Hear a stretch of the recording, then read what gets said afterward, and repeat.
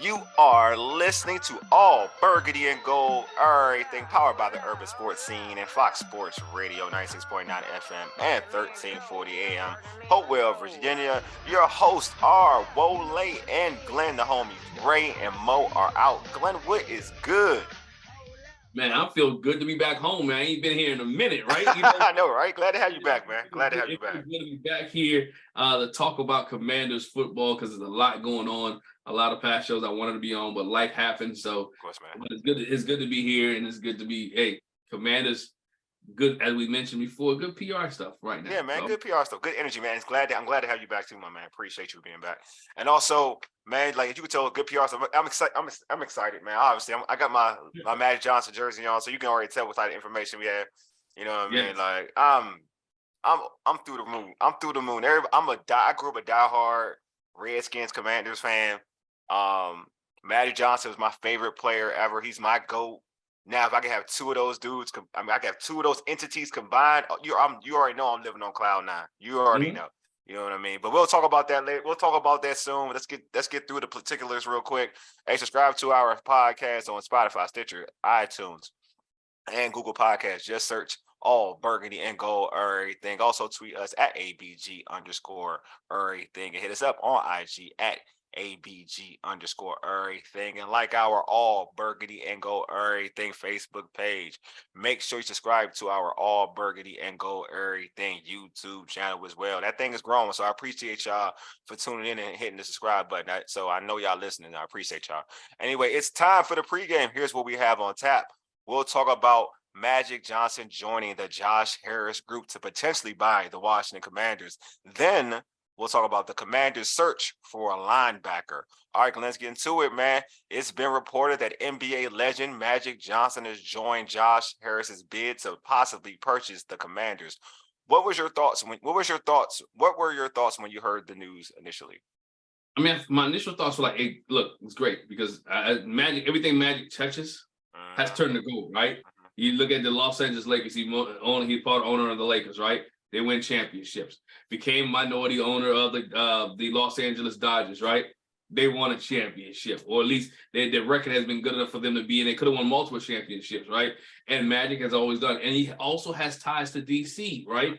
To the DC area. We know Magic came in years ago into the DC area, put the Magic Johnson Theater there. But the last time the Commanders, if you want to go really deep into it and know how to think about it, the last time the Commanders really won a championship, the owner, Okay, I thought right? about that too. Go ahead. The Yeah, owner keep was going. also a Laker guy, right? That's good. That's a good one. I Jackson, thought about that too. I thought about that Jackson, too. you I'm don't know, with you. I'm with you. I'm with owned you. the Great Western Forum was where the Los Angeles Lakers played at, right?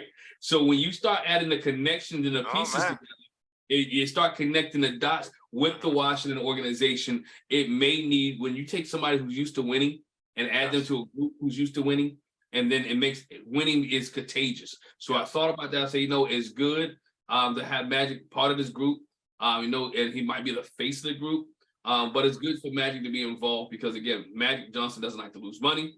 Magic Johnson doesn't like scandal. Magic Nope. Johnson doesn't like Good point. people who are not putting forth effort and hold people accountable. So he could be that minority owner that has a lot of say so in Mhm. this case, and it will help the organization out. So I thought it would be great. Hopefully it gets done. Hope Magic can't be there Yeah. with the Commander team. But I mean, I was excited. Yeah, me too. I was excited. Like I said earlier, I grew up idolizing this dude. Like I said, he's my goat. And like you said, everything he touches, there's success elements to it. I mean, he had a rough stint trying to be the general manager for the Lakers, but and also he had like a rough stint when he tried to be a head The coach for coach, like 10 games. And yeah, he, but in terms of what you're talking about, his business, right? mhm, And ownership is business, right? We're talking about like ownership is business. Magic Johnson's been very successful with that. You know what I mean? As a leader among men. So to me, like it's a good fit. I mean, in terms of morale, the positivity, like in public relations, right? mhm. He would be good for Washington. Yeah, I would love it, man. I just think there's so much good that could happen with having a Magic Johnson here. We've always said like, yo, this team does things the wrong way in terms of public relations, right? Right, Like the Sean Taylor Mannequins. ceremony, right? All of it. you name it. Sean Taylor, everything, right? It could be done better. It could have been done better. But I think you have a guy like Magic Johnson in the house who understands, like, one, the importance of a player to a community. Can understand, like, trying to give fans what they want, right? I think that's a good fit. And something like you said before, like you said, everything he touched, he's had a positive effect on. And also, like, just look with the Dodgers. He's a minority owner there, and you can just see, like, he's out in front. You know what I mean? Like, he is. If you didn't know the money breakdown, you would think he is the actual owner, like the owner of the Dodgers, but he's the minority owner. But he Yeah. takes, but he like anything. If you ever listen to Magic speak, everything that Magic does, he goes 110% in. You know what I mean? So that's the thing. If he comes to DC, it's 110% in. It's not half.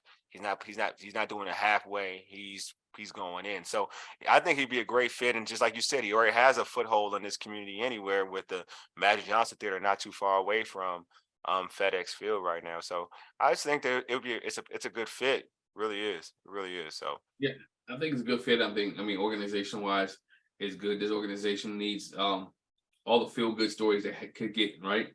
The organization in the last couple of years has been in the news for all kind of stupid stuff, right? non-football, man. I mean, all kind of stuff other than football. Mhm. Magic could take some of that PR and then share the love and the enthusiasm, the excitement, and all that within to the organization, what the organization is getting.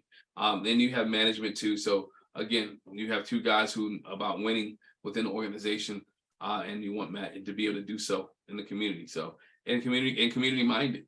Yeah. And that's what you want to bring the fans, because you just don't want an owner who sits there and looks pretty, but you want, and who has the money, but you want an owner who can get out and touch the people to help fill the seats. Yes. And if you look at Dodger games, they're filled up, right? Yes, man. If you look at Laker games, they're filled up. Yeah. And you look at FedEx Field right now, it's not filled up. They not. And so you want that excitement and you want that energy, and you can call it the Magic Johnson effect. I think he has the same kind of effect that Dion has when they step in the room. There you go. Very good point. That's a very good comparison, to be honest with you. So I mean, a lot of the fan base, they're enamored with Jeff Bezos, Jay-Z, their group. So for you, what would be your preference? The Jay-Z, Jeff Bezos group, or the Magic Josh Harris group? The Magic Josh Harris group. Not that I'm against the Jay-Z Bezos group. Magic Josh Harris group, because they're at a different level. Yes. I think they're at a different level. They know sports. They know and they understand it. They know what it means to get a franchise that is historically good, or a franchise that is a household name. Look at the Los Angeles Dodgers, right? And again, what is a name? You know how to brand. They know how to market. They know how to take value and increase the value. Look at the names again: Lakers, Dodgers, Commanders. It goes in when you have value, and they can add more value to that. Bezos and Jay-Z, I think it will still be a project, right? Depending on how you put things in place, who else is going to be on the team, how you bring people in, and things of that nature. So, and Jay-Z doesn't want to, again, I don't think Jay-Z will be the face of the organization, right? Yeah. And so you look at those, I know people say, oh, he's out there with the Nets. Yeah, that's something different, right? Yeah. I mean, I understand that. But but he's not really out there. Like he's not really out there, right? Every once in a while, yeah. Every blue moon every once in a while. So again, coming to Washington Commanders, I like the Harris Magic over Bezos and Jay-Z. Just because I think they know sports more, and they know how to rebuild an organization. And to add on that, Josh Harris, he owned the Sixers. He owned the New Jersey Devils, so he has that too. So Magic, as you mentioned, Magic has its familiarity, obviously, as a minority owner with the Dodgers, and then you got Josh Harris, who's been in it with owning the Sixers. Again, like you said, a prideful organization, right? The 76ers, the even the New Jersey Devils. That's a Stanley Cup champion type of team. And also the Sixers. We know Dr. J, Charles Barkley, Joel Embiid. You name it. There are a lot of Sixers have a Allen Iverson. Excuse me. Like the Sixers have such a popular fan base, and also it's a well-to-do organization in terms of notoriety. So yeah, I'm with you. I think that combination, but I'm biased too. That combination is definitely like the combination. I'm biased. I won't even lie to you. Like Matt Johnson and Josh Harris are going to blow out Jay-Z And Oh yeah, I'm biased too. I was always a Magic guy. I yeah, was and a kid. Jay-Z, I mean, I was more of a Nas guy. So I mean, I'm not even like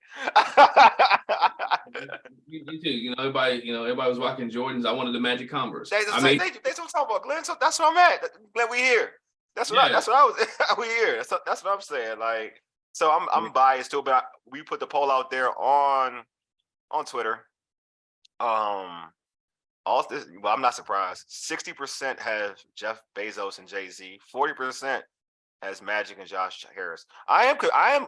That does surprise me that it was that close though, 40 to 60. I thought it'd be a little bit more. I thought people, Jay-Z is more current in pop culture, so I was And that's thinking like, see, people but I looking mean, at the culture aspect. They're not looking at the business sense, right? yeah, agreed. They're looking at the pop culture. Okay, oh, it's Jay-Z, blah blah blah. They're thinking about concerts and Beyonce rocking That's what authentic, this right? exactly. We know what it is. You know what it is, right? You know what it is. It could be hip hop night at FedEx Field. You know Yeah, what I'm that's saying? what they thinking. That's what they thinking. Oh, we're gonna get free Amazon boxes. He's gonna give us an Amazon code, right? You know what I'm saying? It's gonna be it's gonna be dollar You're right, days. though. Field, right? Yeah. That's what they're looking at, but they're not looking at who can manage a football team. And you're looking at guys who can come in and manage teams that have been proven as owners and minority owners that can help the organization. The organization doesn't need all the special promotion nights. The organization needs wins, and that's what you're looking at: an ownership that can come in and care about wins and make smart decisions in the organization, right? We all know about Snyder's past. He was trying to be a fantasy football team at first when he first came, getting guys who were past their prime, which end up hurting the organization financially for years. So again, you want people who are not going to allow those decisions to be made. They're going to have to put the right people in place and make the organization again more successful. It starts by wins. This team has to have a win, in my opinion. Whoever the owner is, this is a team. This team has to win this season. In my opinion, with everything they've done in place, Rivera has to win. If it's not Rivera, then you go ahead to Eric Bieniemy. But this team has to win. Yeah, that's what it comes first. Well, let's talk about the on-field stuff now, or approaching on the field. How you ever want to talk about it. But recently, the Commanders had visits from not free agent linebackers, DeMarvion Overshown, excuse me, and Anthony Walker. Anthony Walker has signed back with the Cleveland Browns. So, but he did visit the building. Both came into the building. They signed Cody Barton already. The kid out of Seattle. So this is my question to you: should they start Barton, sign a better linebacker, or draft a linebacker to start? Are you happy with the linebacker situation as it is if Barton was the starter?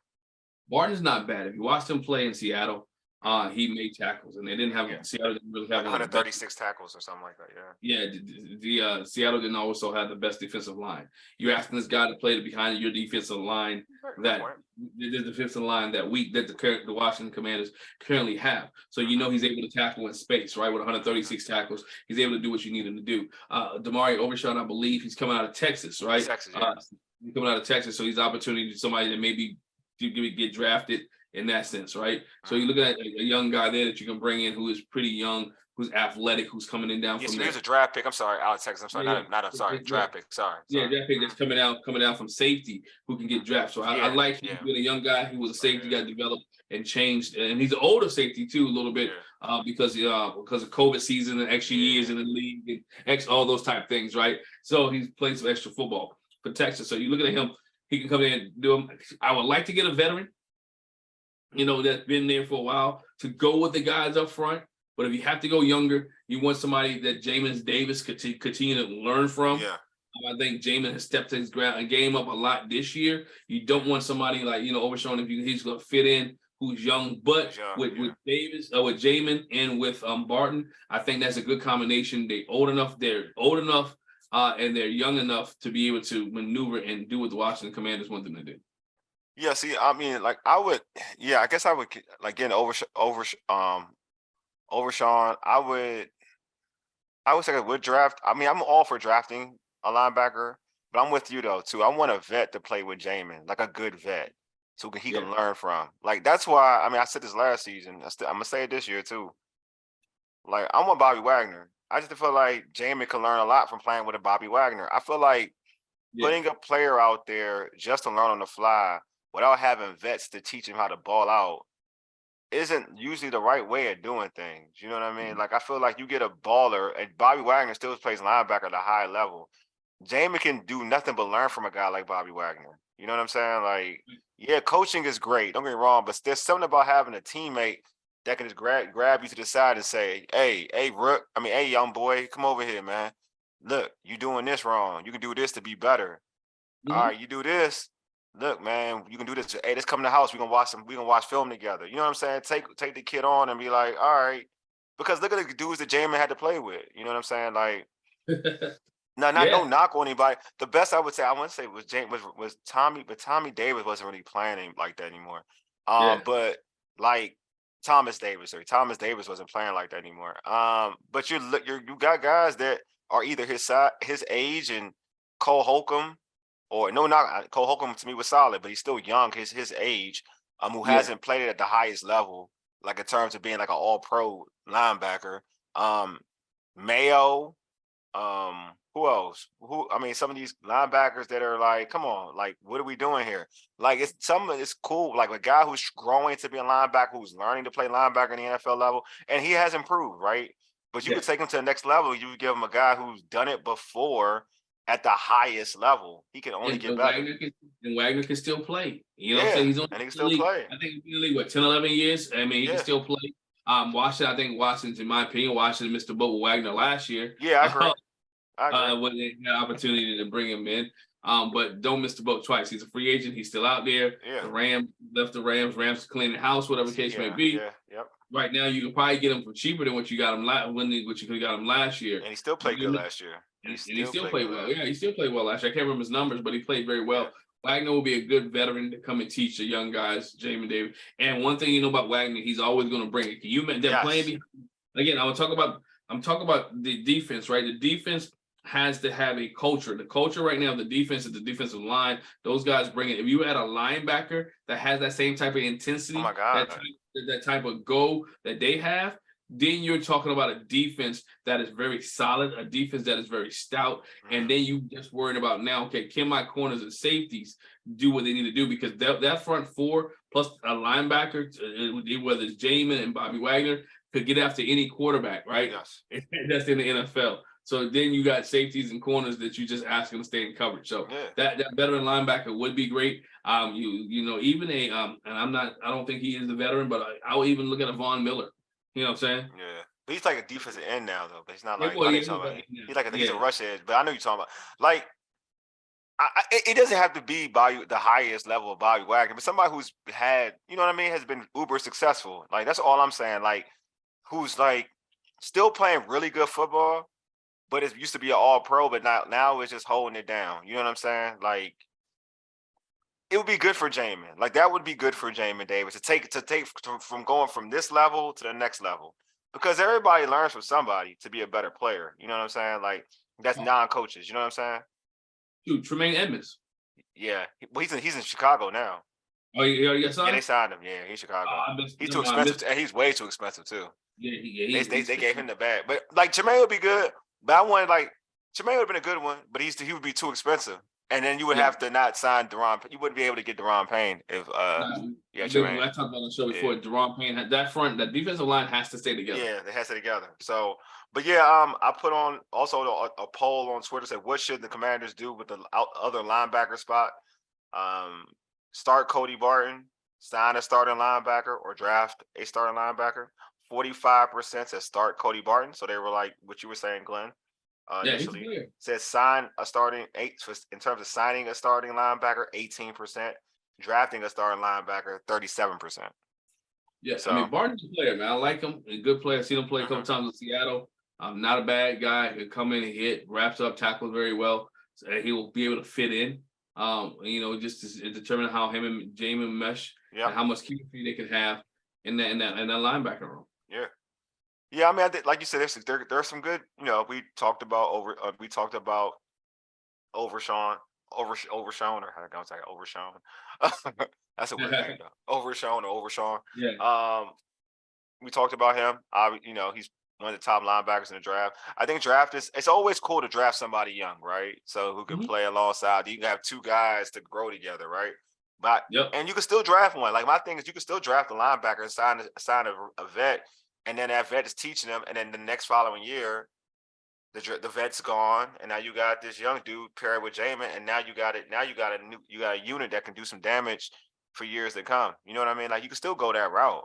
So it's not. It doesn't take away of like not drafting a linebacker. You know what I mean? It doesn't take anything away from it. No, I don't think they need to waste one in the first round though. Yeah, that's true. Huh? In the first round, you just don't draft in the first round. I agree. Yeah, but you can get a linebacker. There's so many good linebackers that you can get in the second round. Yeah, same in the third round. You get a good linebacker. You can get a linebacker. But to your point though, I mean, even if you got Cody Barton, who was a special teamer for like 4 years before he started that last year, and he had a whole bunch of tackles. But truth be told, like even him playing with Bobby Wagner again, because Bobby Wagner was with him, learn from Bobby Wagner again would be good for him in his offense. I mean, his defense, excuse me. So I just think, hey, if you want to, it's all about Jamin. I feel like Cody Barton is good, but if you want to get Jamin to the next level, it's just good to have another vet just to be like, all right, you did this. Now it's time to take your game here. Right. All right. I know how to get. Look, work with me. I know how to get you here because I've done it and I could do it. You know what I mean? And I can still play and show you why you mess up on the field. If you mess up on the field, I can show you how you messed up. It's something about a player that can do that for you that coach can't do for you. Right. Another player on the field, another player coaching the field. Yeah. We got to realize too that Jamin first year at middle was last year. Yeah, it was. And he did well. He did well at the end of the season. And so that was last year was his first, and he did well first year. So now you don't want, he developed well, but you still want somebody else to develop him even more. Yes. Some of the tricks and things that Cole Holt couldn't tell him because he hadn't played at that level. Yeah, exactly. I think how long it took Jamin to realize and to even cover the back of the backfield well. Some of the tricks. Well, seriously, In order to get covered, because they was picking on him the first 2 or 3 games, then he was able to adjust, and then he was able to handle it for the rest of the season. We didn't see that much. You didn't see that much after that. They didn't try to target him after that because they realized Jamin had gotten better at the position. So it shows you if you have somebody around Jamin Davis that can teach him, he's willing to learn and he's moldable and he will be able to do that. Totally agree, man. Anyway, this has been a dope show, but we about to wrap this up. Hey, subscribe to our podcast on Spotify, Stitcher, iTunes, Google Podcasts. Just search All Burgundy and Gold Errrything. Also tweet us at ABG _Errrything and hit us up on IG at ABG _Errrything and like our All Burgundy and Gold Errrything Facebook page. Hey, again, don't forget to subscribe to our All Burgundy and Gold Errrything YouTube channel. We appreciate you. Anyway, it's been this whole podcast has been like Showtime, so it's been good, like magic. Got to be like Showtime. It's been dope. My man Glenn back, so I'm happy. You know what I'm saying? We like the dynamic duo because we like the more consistent duo of the other unit. Keep it 100. That's who I am. Keep it 100. But anyway, man, appreciate my man Glenn for being back. And it's WrestleMania season 2, Glenn. Oh, dog, already. Cody's kind of dope though, man. Cody and Roman are killing it. Killing it. Not going to LA this year. We'll be sitting there watching WrestleMania. Though. I know it, man. I'm gonna watch it too, man. Anyway, you've been listening to All Burgundy and Gold Errrything, powered by the Urban Sports Scene and Fox Sports Radio, 96.9 FM and 1340 AM. Hopewell, Virginia, for ages. You dig? Deuces. Hey, Mega, lead us out, big homie.